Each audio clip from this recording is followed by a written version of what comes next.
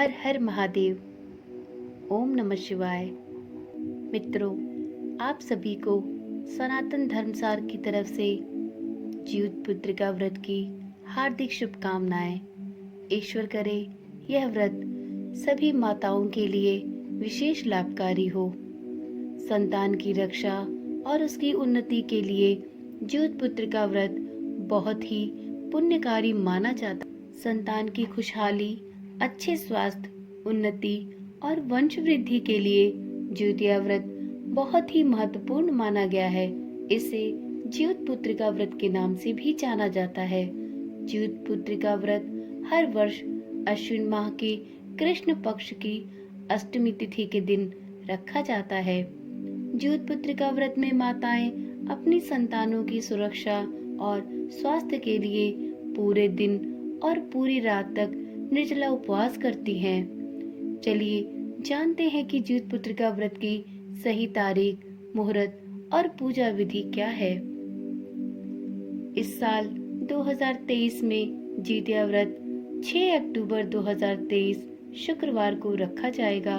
यह उपवास मुख्य रूप से भारत के बिहार, झारखंड तथा उत्तर प्रदेश में मनाया जाता है। ज्योत पुत्रिका व्रत बहुत ही कठिन व्रत माना जाता है। इसमें व्रती महिलाएं 24 घंटे का निर्जला उपवास करती हैं। इस दिन पितृपक्ष की अष्टमी तिथि का श्राद्ध भी किया जाता है। अश्विन माह के कृष्ण पक्ष की अष्टमी तिथि 6 अक्टूबर 2023 को सुबह 6:34 पर प्रारंभ होगी। अष्टमी तिथि का समापन 7 अक्टूबर 2023 को सुबह 8:08 पर होगा।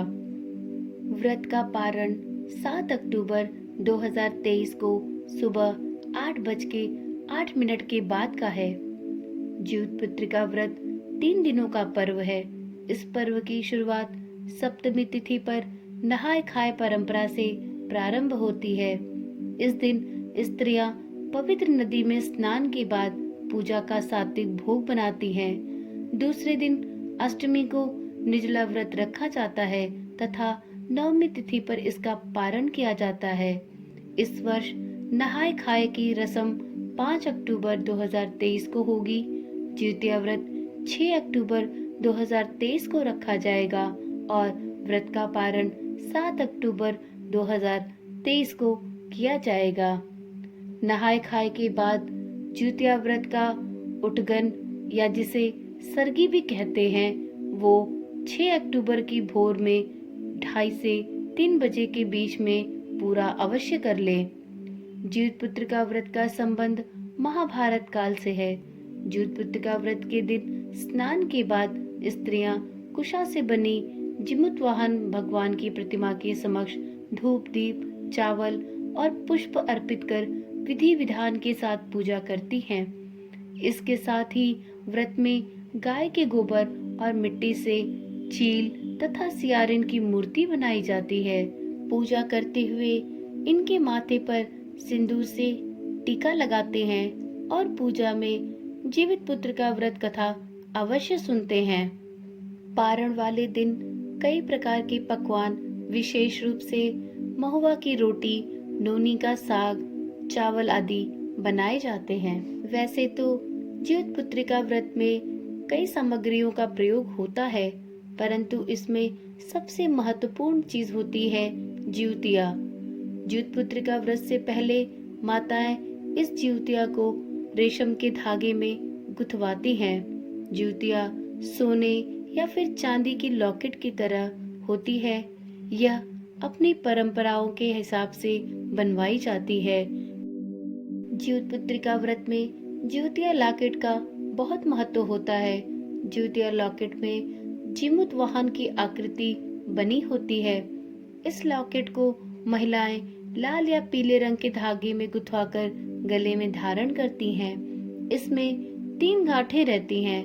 मान्यता है कि जिन माताओं को जितनी संतान होती है, ज्योतिया के लॉकेट में उतनी ही जीमूत वाहन की तस्वीरें लगवाई जाती हैं। इसे व्रत वाले दिन सबसे पहले चीलो माता पर चढ़ाया जाता है। फिर अगले दिन पहले अपनी संतान को पहनाया जाता है और इसके बाद माताएं इसे अपने गले में धारण करती हैं। इस प्रकार इस ज्योतिया लॉकेट का अत्यंत महत्व होता है। इस वर्ष की ज्योत पुत्रिका व्रत में 2 तरह के प्रश्न सभी महिलाओं के मन में आ रहे हैं। पहला, क्या इस व्रत को पहली बार उठा सकते हैं? और दूसरा कि क्या यह व्रत इस वर्ष 48 घंटे का होने वाला है? तो चलिए आज की वीडियो में इन दोनों ही प्रश्नों का उत्तर जानेंगे। इस वर्ष कुछ महिलाओं के मन में यह प्रश्न उठ रहे हैं, यदि हम इस वर्ष इस व्रत को उठाना चाहें तो क्या उठा सकते हैं? तो याद रखिए, जिस वर्ष अधिक मास या मलमास लगा होता है उस वर्ष कोई भी नया व्रत नहीं धारण करना चाहिए। अतः इस व्रत को जो महिलाएं पहले से करती आ रही हैं वही महिलाएं इस वर्ष भी इस व्रत को धारण करेंगी। परंतु जो महिलाएं इस व्रत को पहली बार करना चाहती हैं वो इस वर्ष इस व्रत को नहीं उठा सकती हैं। वह इस व्रत को अगले वर्ष से उठा सकती, क्योंकि इस वर्ष 2023 में अधिक मास लगा था और जिस वर्ष में अधिक मास लगता है उस वर्ष कोई भी नया व्रत नहीं धारण करना चाहिए। चलिए अब चलते हैं दूसरे प्रश्न के उत्तर पे। इस बार कुछ लोगों के द्वारा यह भ्रम फैलाया जा रहा है कि यह व्रत 48 घंटे का होने वाला है, क्योंकि अष्टमी तिथि 6 तारीख से लग रही है और अष्टमी तिथि 7 तक भी रहेगी। तो इस तरह से यह व्रत 48 घंटे का होने वाला है। परंतु स्वयं सोचिए कि यह व्रत 48 घंटे का कैसे हो सकता है। इतना कठिन व्रत तो कोई नहीं रख सकता है, क्योंकि ज्योत पुत्रिका व्रत बिना पानी के रखने वाला व्रत है और 48 घंटे तक बिना जल के यह व्रत रख पाना किसी के लिए भी संभव नहीं है। इसलिए अनावश्यक की बातों पे अपना ध्यान केंद्रित न करते हुए आप निश्चिंत होकर ज्योत पुत्रिका व्रत को भली भांति संपन्न करिए और यह ध्यान रखिए कि 6 अक्टूबर को अष्टमी लग रही है, जो कि 7 अक्टूबर को 8:08 पर समाप्त हो जाएगी और 7 तारीख को 8:08 के बाद से नौमी तिथि लग जाएगी, जिसमें कि ज्योत पुत्रिका व्रत का पारण किया जा सकता है।